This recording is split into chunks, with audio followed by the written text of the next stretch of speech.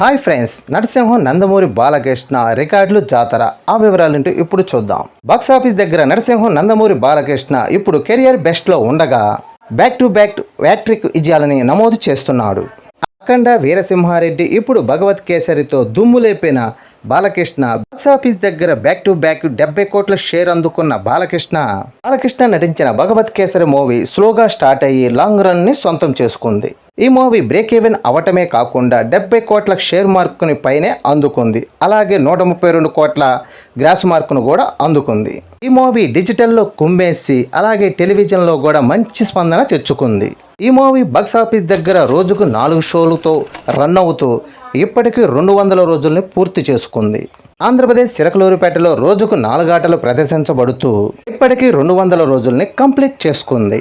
Box office దగ్గర back to back 200 రోజులు complete చేసుకున్న సినిమాలు ఏ హీరోకి సాధ్యం కాలేదు. కానీ ఈ రికార్డు బాలయ్య సాధించాడు.